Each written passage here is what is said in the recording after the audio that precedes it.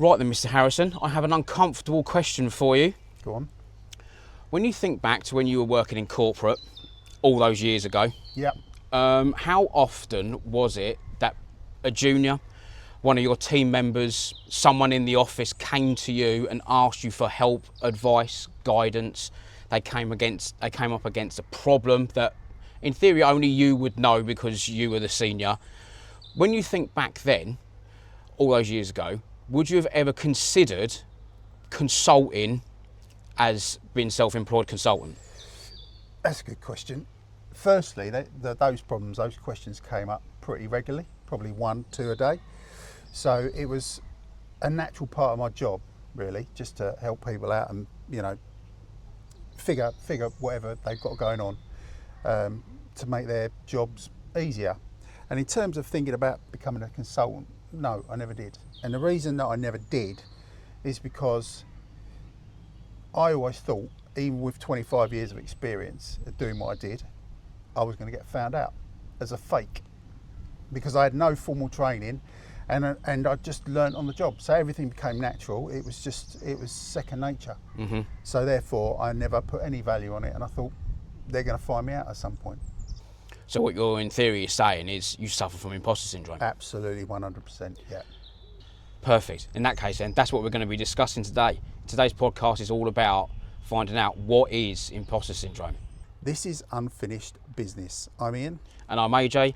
And if you wouldn't mind, if sharing, liking and subscribing, that would really help us out. Thank you very much.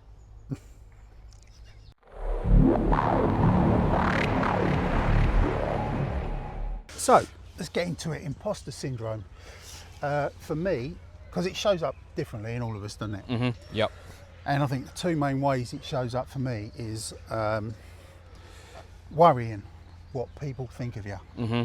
And it got to a point with me that it almost became paranoia, worried about people judging me, friends, family. Particularly when you put yourself out online like this, you're going to get a massive amount of imposter syndrome. Mm-hmm. And the second way it showed up for me was worrying about whether what I'm saying is actually relevant to people. Yep. And whether I actually got the knowledge that I think I've got and that it's going to come out in the right way and make a difference to people. So that's two of the examples that I've had. What about yourself? Yeah, I mean, imposter syndrome was massive for me when I ran my cleaning business because, when you're turning up on a job and when you're turning up on a job and you knock on someone's door and they've paid money for you to go and clean their house, you've got to rise above their own standards of their house. So when you're cleaning someone's gaff, you've got to be better than what they are. Hello. You've got to be better at you've got to be better at your job than, in theory, what they perceive as how they clean their own house. Yeah. And that was an absolute nightmare all time. And it's like cleaning people's cars as well. Detailing cars, cleaning carpets, anything like that, where you just think to yourself, "Am I actually doing it better than them?" Right? So, with what you've said in mind, let me ask you this: do you still get imposter syndrome now? Oh yeah, I would probably say it's worse now than it ever has been. Mainly because my new career choice, which is digital marketing, working on social media. I'm putting myself out there every day with content. I'm live on TikTok, and anything can happen on a live. Well, trolls. I've seen it. Yeah, you've witnessed probably the worst of it and things like that. So, it's a nightmare. Well, it can be. So that's interesting that you say that even now it's worse, because obviously we're older. Yeah. You're not quite as old as me, but even after all these years, it just goes to show that we still have the same sort of insecurities and everything else. And I think a lot of people that want to maybe do their own thing, maybe build their own business or whatever, they'll be suffering from this. Yeah, I can completely agree with that, because in theory, no matter how much information you've got inside your head, there's always that thought of, these people still know more than me. So do you think there are different types of people, or is that the right word? Different types of imposter syndrome? Because I think there are. So there's the people that, for instance, are perfectionists. Yeah? Yep. So they will think that they have to get everything right, Yep. and it's never going to be good enough, so therefore they never start. Yep, 100%. I'm probably fit into that bracket. Right. Overthinking, non-stop, Yep. trying to get everything right, trying to research endlessly Yep. for no reason. You already know the information, you just are trying to perfect it, and it doesn't need perfecting. Yep. You learn on the job, you move forward, you learn, you fail, you move on. You know, you might make a mistake, but that mistake will teach you something. Yeah. Okay, so that's one of many faces of imposter syndrome. So the other one that I want to discuss is the over-preparer, Yep. which I'm guessing you probably know about. I think so. You can tell me if I'm wrong. So the over-preparer is a person who wants to be more qualified, be seen to be qualified, will buy a course, buy another course, buy another course, buy another course, just so they think that they've got the credibility behind them because they've got a slip of paper saying they've done a course. Yeah, non-stop education. Yep. When you only actually need one. Yeah. So, with that said, talking about imposter syndrome, I think we're seeing this come into the online space a little bit more now, aren't we? Where people are thinking about building their own business, but they're not actually getting started because of this exact issue. Yep, no, 100% agree, because everyone thinks that they need the next shiny object. They need the next course to teach them the next best thing because their course hasn't done anything. But they're procrastinating and overthinking the course or the information, the education that they've already got at their fingertips. Yeah.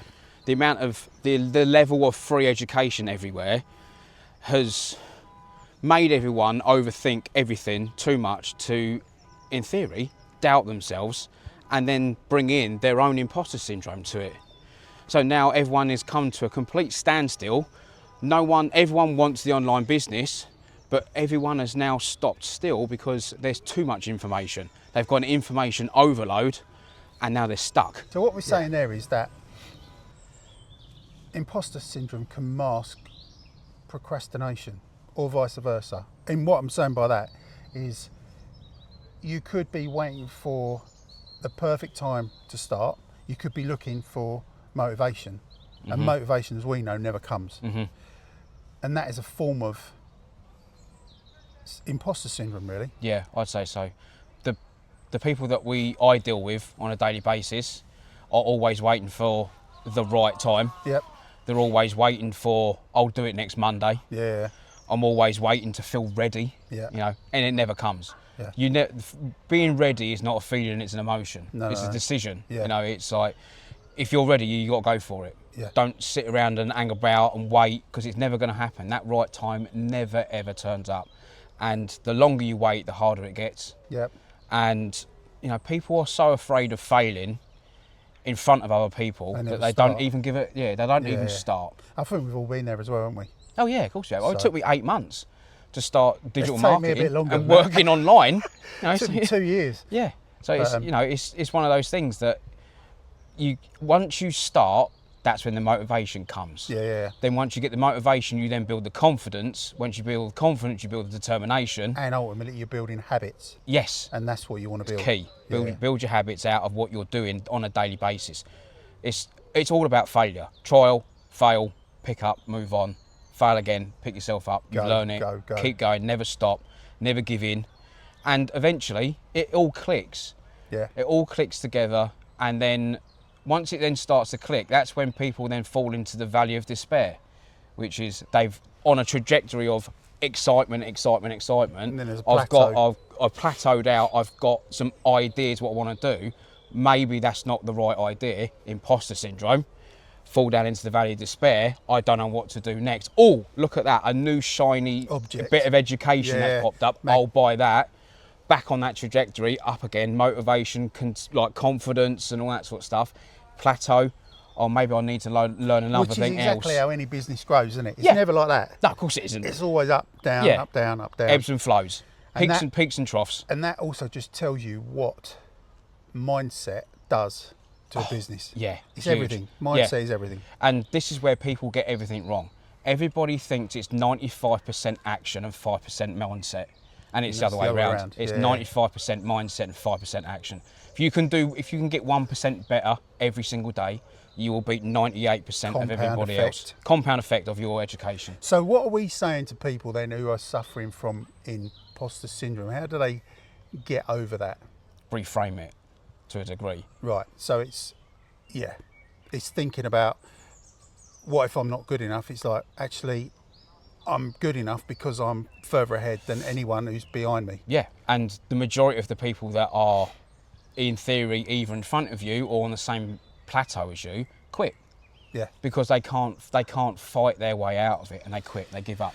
So reframing your thought process of, you know what, let's just give it a go and we'll work it out as we go along. Yeah. That's how the majority of businesses run. Yeah. You know, you fail, you pick yourself up, you dust yourself off, you put yourself out there, you do it, and then you realise, oh shit, hang on, I do know how to do it. Yeah. It is working.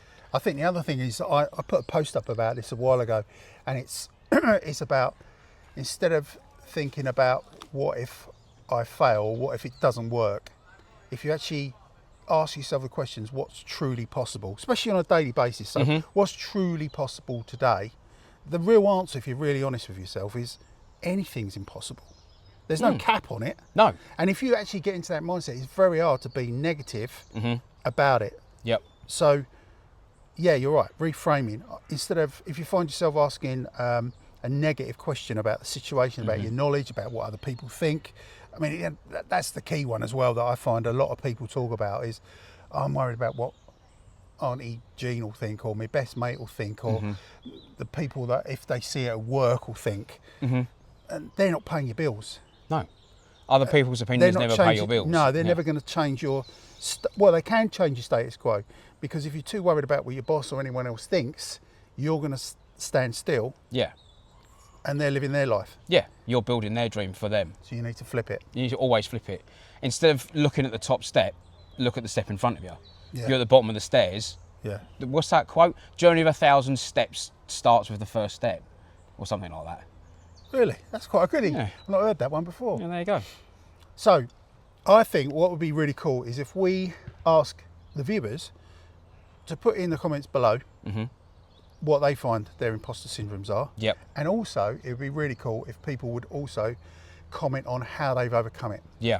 What and they then do we to can overcome we it. can then share that out afterwards with the comments in the Yeah. next episode that we have. Well, we can be in the live, when it goes live, we can be in the comment section and Yeah. answer them in the live as well. Okay. While it's being watched, we can answer anyone that's got a question, anyone that needs reframing, anyone that needs help or guidance about it. You know, there is people out here that will help you. So if you're watching live, we should be in the comments. Yes. Just to let you know. We just thought about that. This is on the hoof. This whole thing's on the hoof. It's on the fly. So there we go. So that's the end of our first Episode 1. It's going to be, it's a work in progress, but it will get better. So I hope you got some value out of it. And yeah, remember to like, share, subscribe, and we'll see you on the next one. Yeah. Have a good day. Peace out.